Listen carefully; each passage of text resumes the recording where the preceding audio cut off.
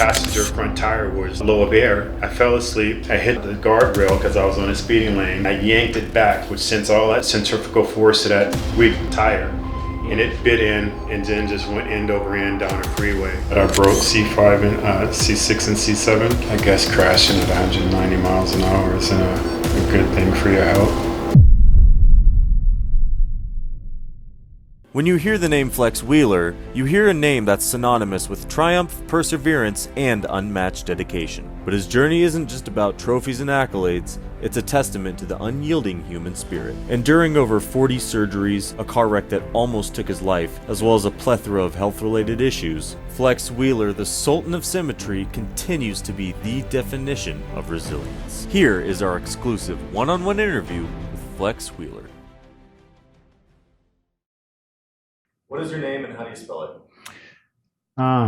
Depending on who you're talking to. No, my name is Kenneth Wheeler, Kenneth Wheeler, Wheeler, better known as Flex Wheeler.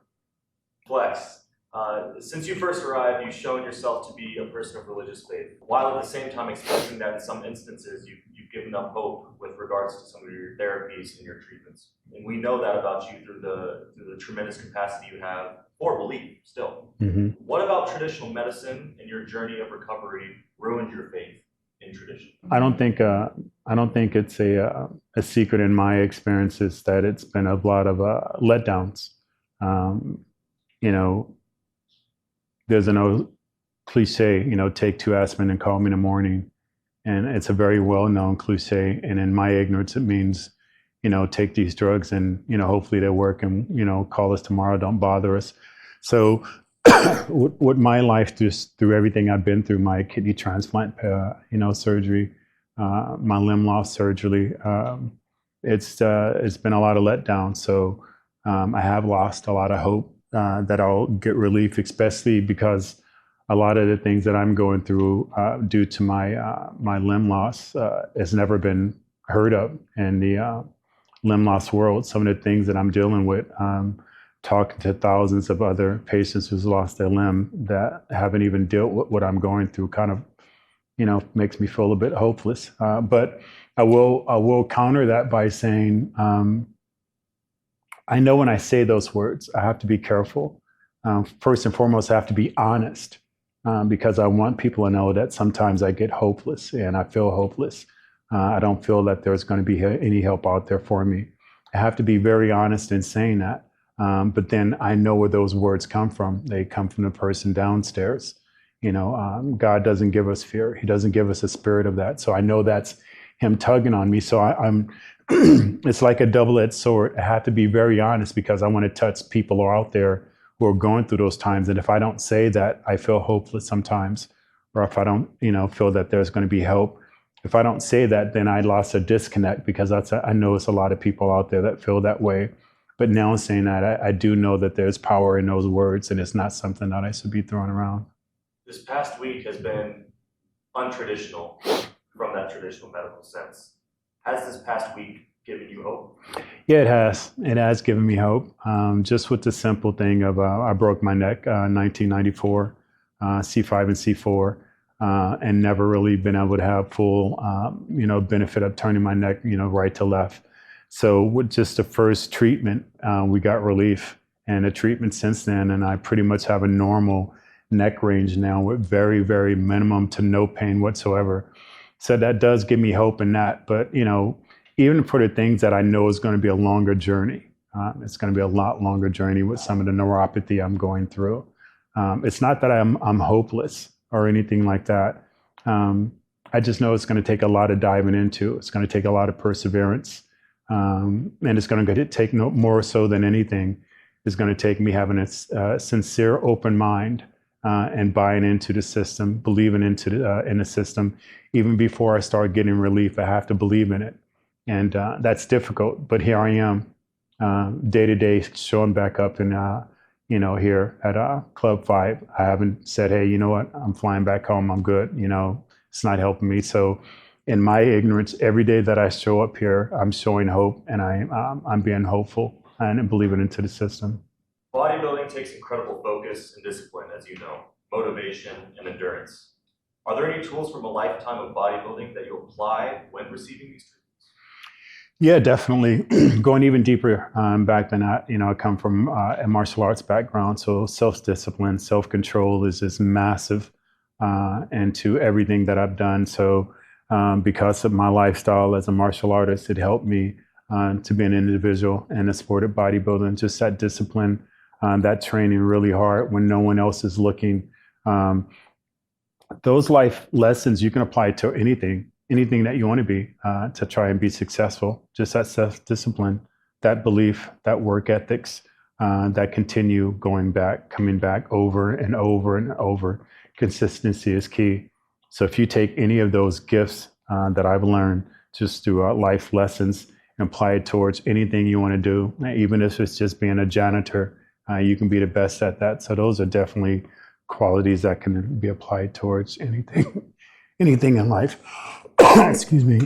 Over this past week, I couldn't help but notice the almost meditative states that you go into when receiving some of these treatments. Tell us about where your mind goes when you get into these states. Yeah, I know I have to turn myself inward, and it's kind of similar what I did to when I trained. I would just close my eyes and try to shut everything out. I didn't want to see my training partner. I didn't want to see somebody walking by. I didn't want any distractions. I try to create this mind muscle connection, and the best way I can just cut out the middleman and middle things out is just by closing my eyes, dial into myself, and focus. It's something I learned in martial arts, and is definitely something that I apply on a day-to-day life, especially when I'm going through that type of pain. Breathing is massive when it comes to pain, even just breathing when it comes to, having some anxiety attacks that I get sometimes when I feel like the wall are closing in on me because the pain is just so great. I just have to stand up and look out the window or look at something bigger than me. So the opposite of that is going inside myself, is just closing my eyes, meditating, trying to focus on the pain, understanding that the pain it's just a feeling, right? It's the same as laughing or being tickled. So I sometimes I actually ask myself, why does pain have to hurt? Is it something that I can mentally control? How can I master that? And the way I try to do those things is by just internalizing myself. As we live, as we grow older, as we experience things, we have an idealized version of ourselves. We see ourselves going places. We see the goals we want to achieve. With these things in mind, with the journey you've been on so far, how has your self-image changed? Positively, honestly, because if you know anything about Flex Wheeler, I was never confident about myself. Very low to no self-esteem. People would look at these photos of me and think how perfect and how arrogant I am by the way I walk around. And actually, it was just a facade. I learned at a very early age of being taken advantage of as a child that if you're brutally honest with people and some of the wrong people, they'll take your weaknesses and use them against you. So I've kind of created this alter ego person, this Flex Wheeler person who can handle everything and anything. But it's all a facade. It's all a facade. I think. I think a lot of us, whether we know it or not, we put on various different phases to be able to handle various different parts of our lives that we have to deal with. So I'm still learning. It's still a journey for me, and I'm excited about the possibilities. But yeah, it's more positive for me because I've found more joy and happiness and peace being an amputee than I have in my entire life. Like I said, I never liked myself. Never. Couldn't stand myself. Couldn't stand the sight of myself. And these are the pictures and videos that you see on, Instagram and YouTube of me at my all-time best when I just looked at myself and I was disgusted. So here I am, where you would visually think that I'm flawed greatly, and I'm more comfortable in my skin than I ever have been in my life. I mean, I would walk and be so conscious. Am I standing up straight? Am I breathing right? Who's looking at me? Am I stepping right in now? I'm stumbling all over the place, and I just don't care. I'm just happy that I'm here and that I'm alive, and I just feel perfect in this imperfect body. But now I understand. I think the bigger picture is there is no perfect. Where I was always in a world of trying to strive for, trying to be perfect and everything. There is no perfect other than the perfect world that you create within yourself. With your accolades, with your history, what does success now look like to you? Helping people. I know it's such an old cliche. Why can't we just get along? But I just really feel that way. Especially being a part of a very elite club of being an amputee loss or a limb loss person.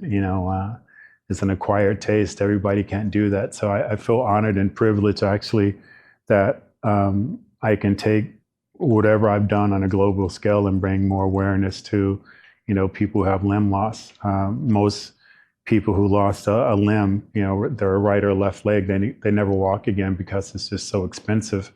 It's pretty degrading to have lost a limb. Over the past week, with the various treatments, with the doctors you talked to, with part of your future treatments in sight, in vision, has this past week gotten you any closer to some of those successes that you want to achieve?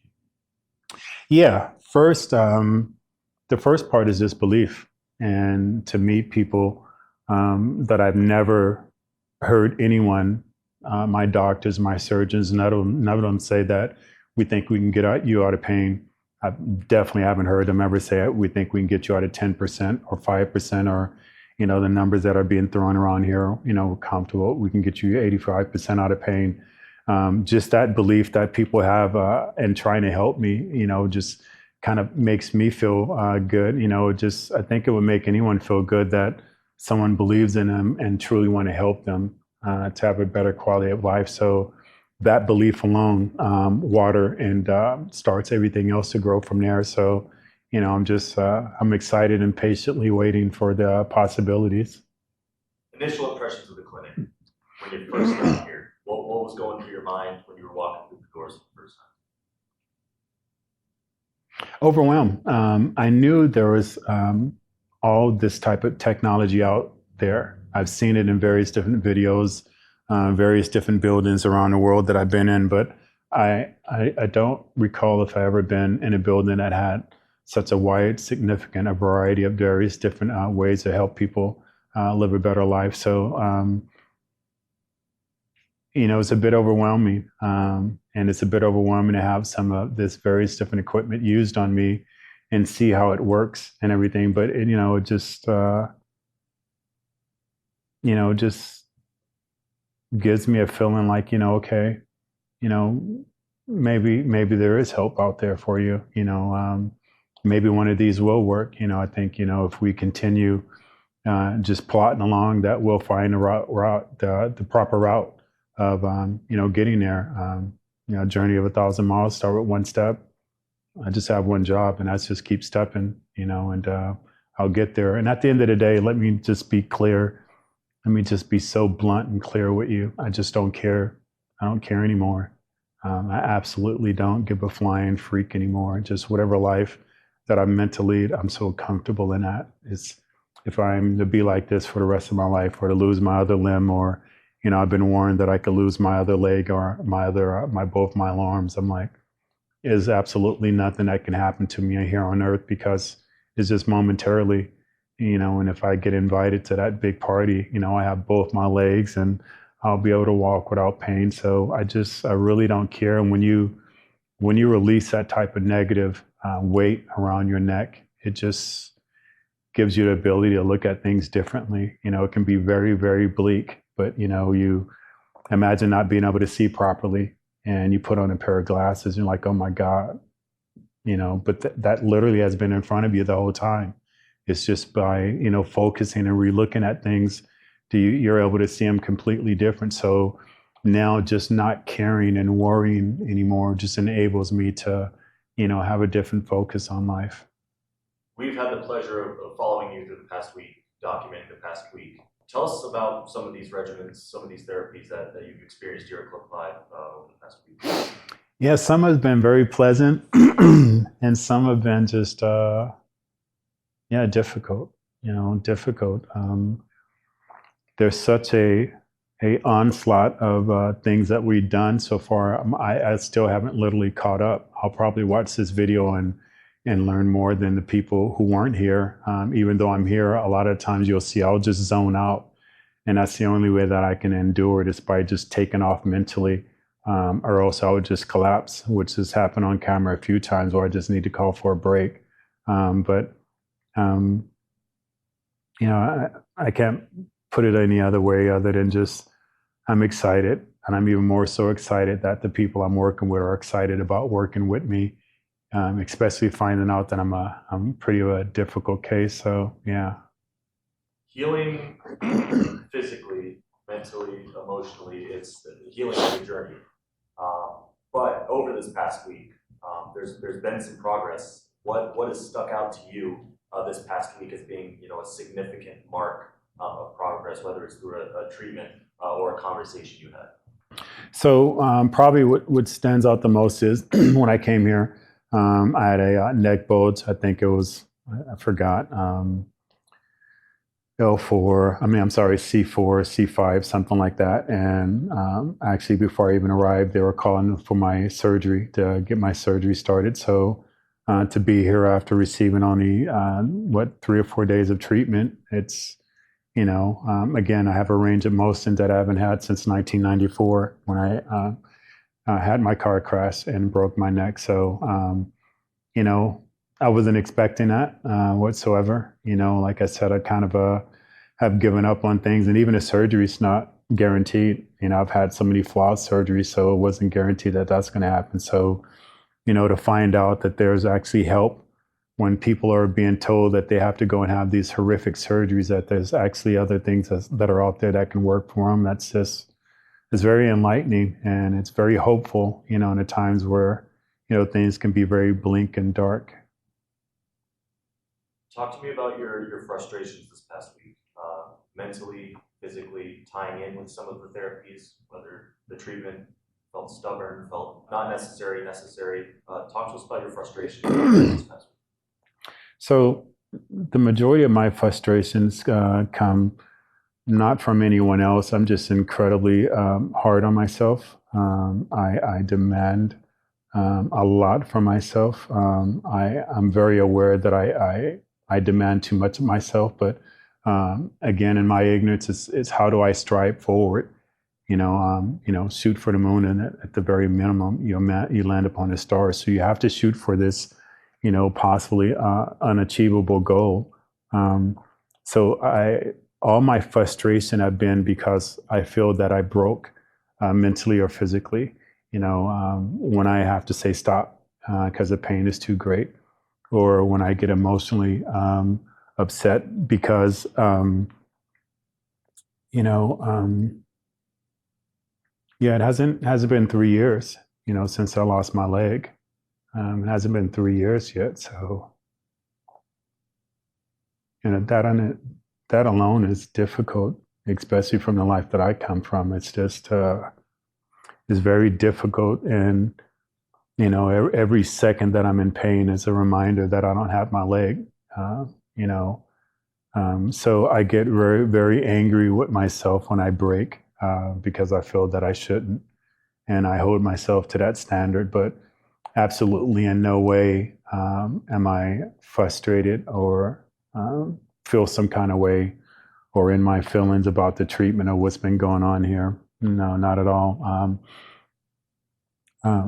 I would be doing everyone here who's tried to make this happen or making this happen a disservice if I had such high grandeurs of what I was expecting here. So my frustrations have only been because I'm running into my own limits, and I don't like having identified to my limits. I've never been wired that way. I've always been overdriven, and that's just what type of person I am. But yeah, my frustration has just purely been because I ran into various different times where I just broke mentally or physically. Being frustrated, whether it's a mental frustration or physically related, it happens for all of us in our own ways. What sort of solutions do you default to, or that you've learned perhaps throughout your profession that you default to, that you know you can count on when you're butting up against these frustrations? Yeah, it's easy. And I don't mean to preach to no one. I'm going to answer any question anyone have for me, brutally honest. And they ask me, they didn't ask somebody else, so I'm going to answer it my way.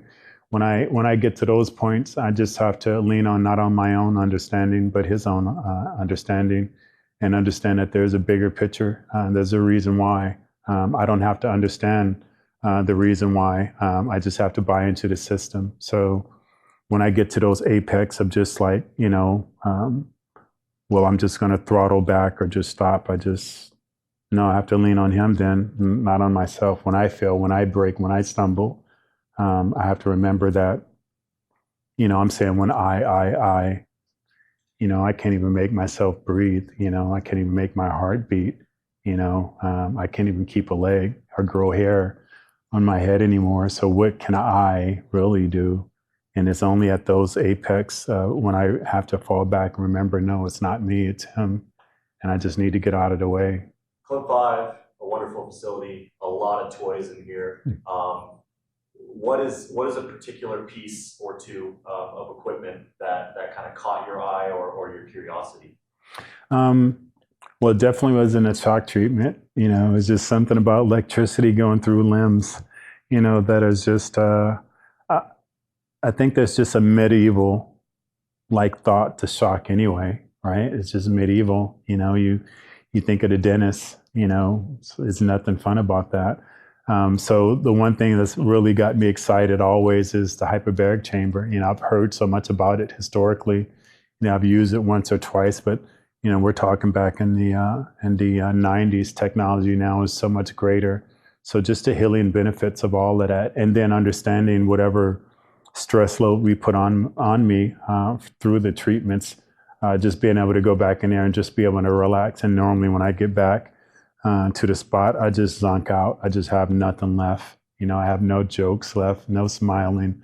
I'm just, I try to go over what happened during the day, and I try to decipher it and then gear myself up for the next day. Like when I first came in here, the jokes that I was telling the first couple of days, it's because I really wasn't aware of what was going to be going on. Now I'm more in tune that how much pain is going to have to be inflicted on me for me to get better. So when I'm driving here, I'm already mentally preparing myself. When I'm waking up in the morning, when I'm sitting on the side of the bed, I'm already mentally preparing myself that, no, this is going to be difficult. It's going to be really, really painful.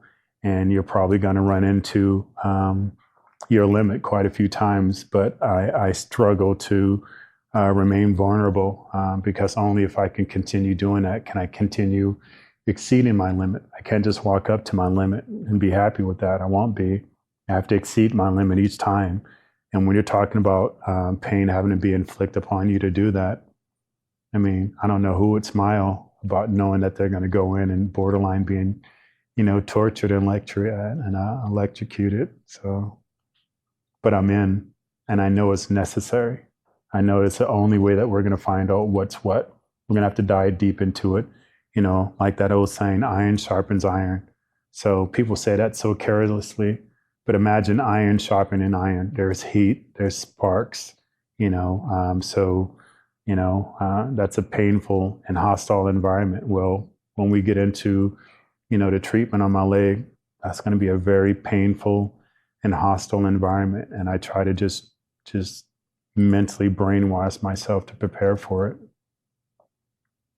You had no context for what Club 5 was first coming here. You understood it was some sort of physical therapy center, etc. How did you think you were going to feel at the end of this process?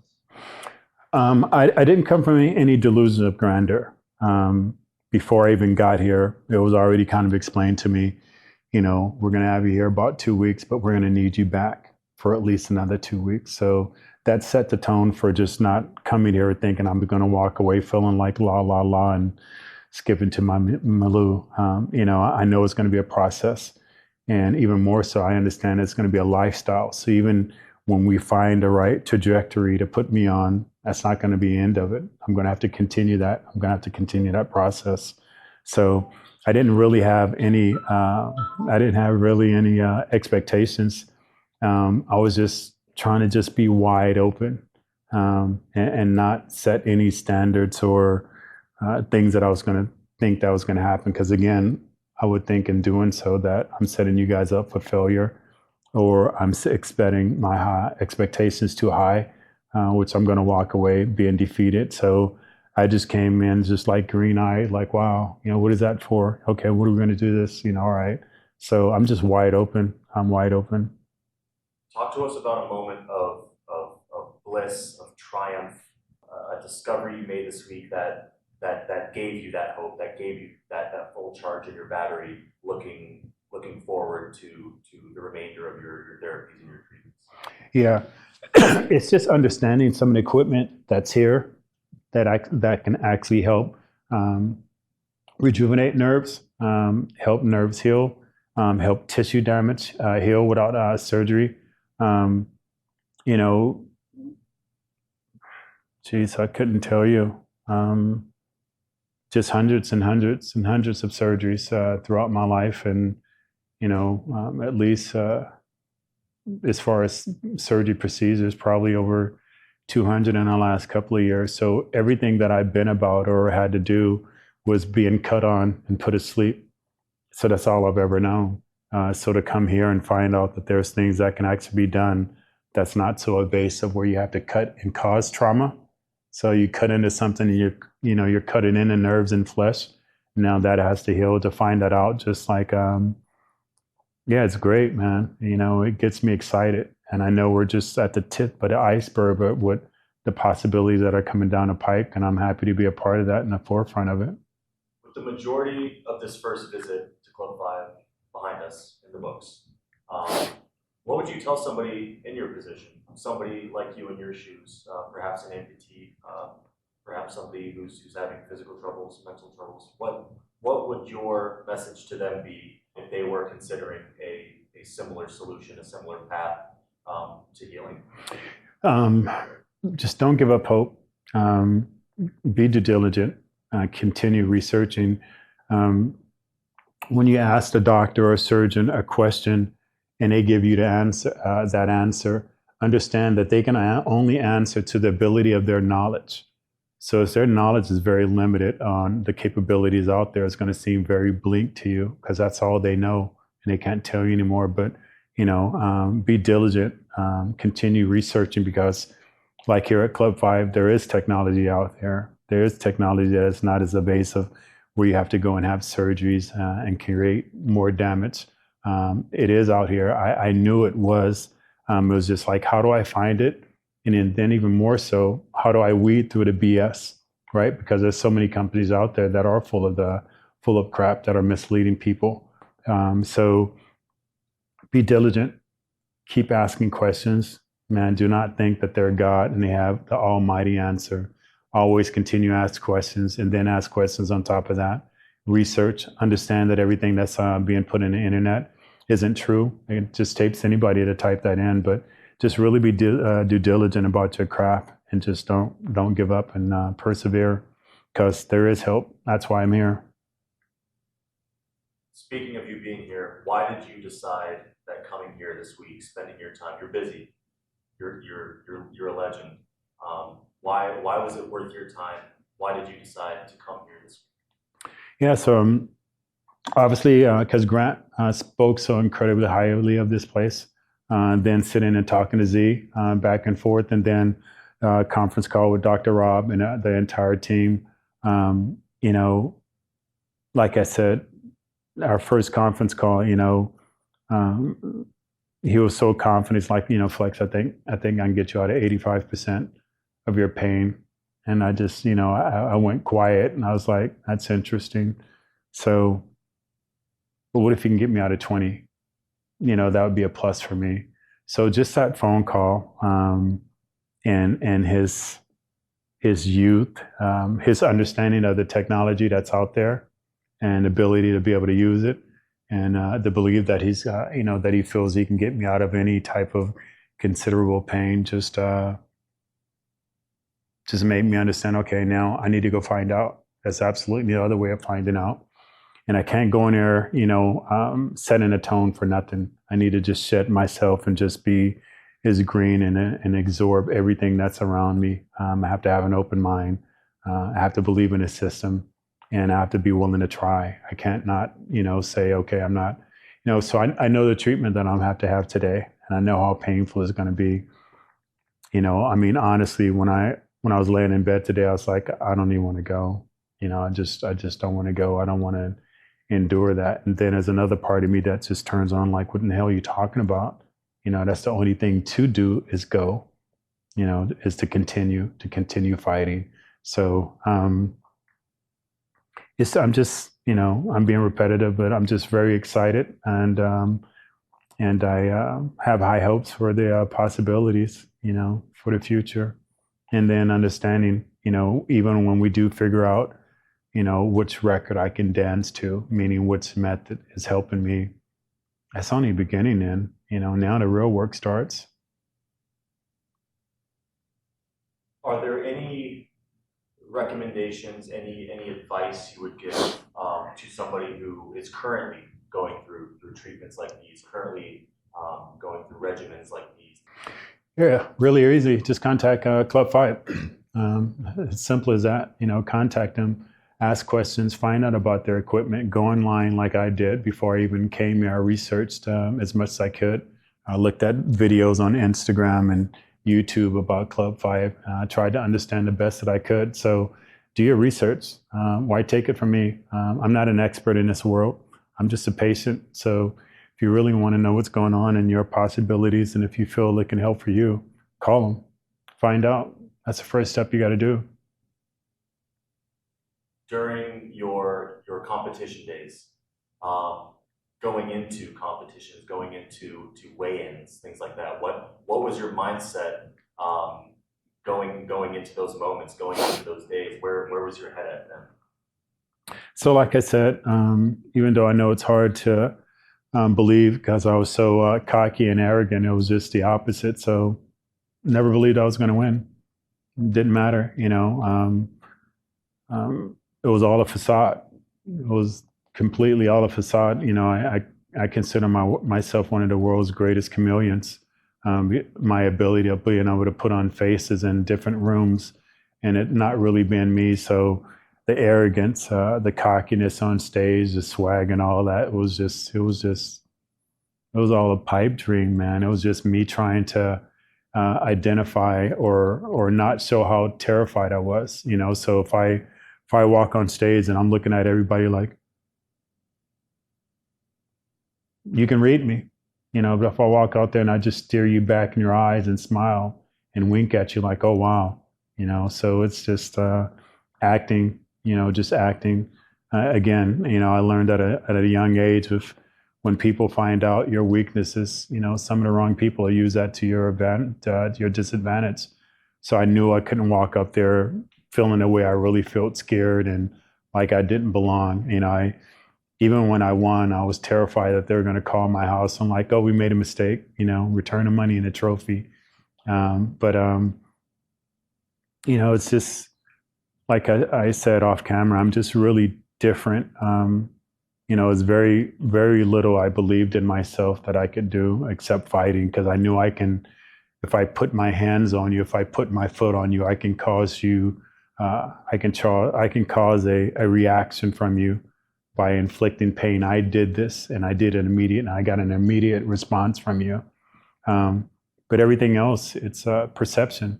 Me being on stage, it's perception of the judges think that I'm good enough or not. It's not whether I believe in myself or not. It's that perception. So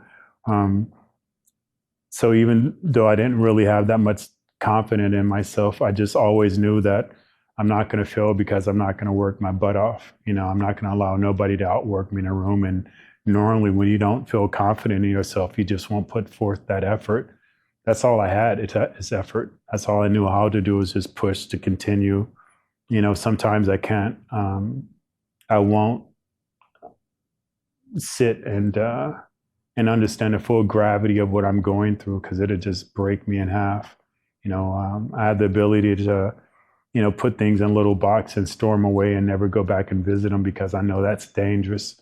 I need to leave those thoughts alone, and they're best to be kept in a box and controlled.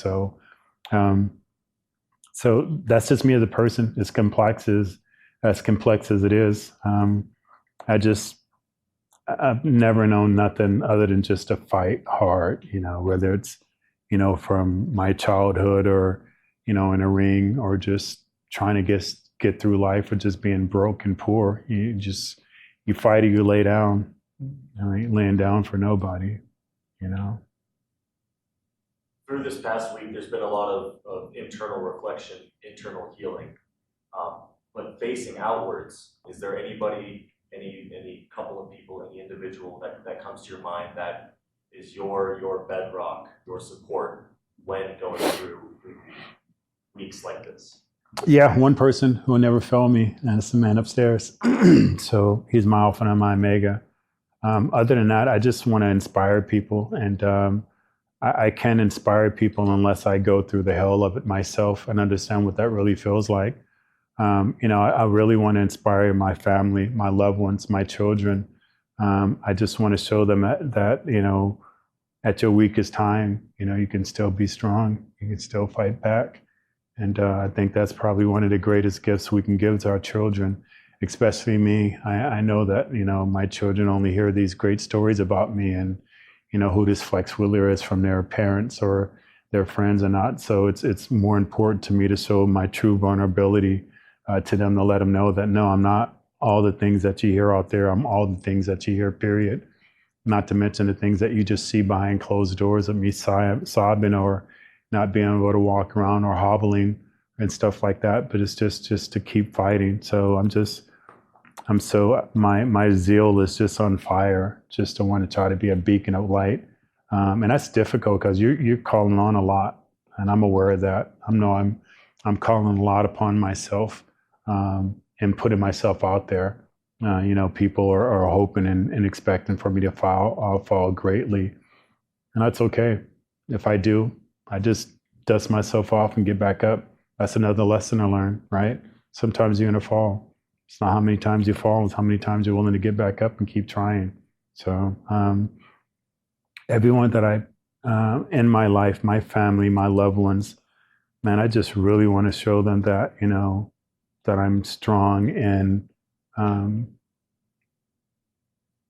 just unwanted circumstances, and hoping that whenever they're going through anything in life, that they can remember that how I responded in a certain way.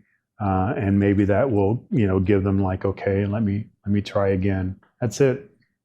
Just want, people to understand, just to keep trying. And if you fail, get back up and just keep trying, until the end of days.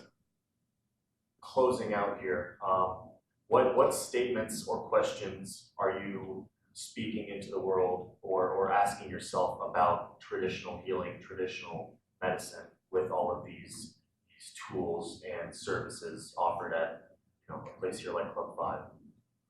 I think I'm having to empty my entire cup on what I had known: surgeries, cuts, drugs, opiates, being blasted out of my brain, being trying to be put out of pain. I'm having to just completely empty that cup and understand, no, that's not the extent of life. That's not the extent of help. And that's not true help, that there is real help out there.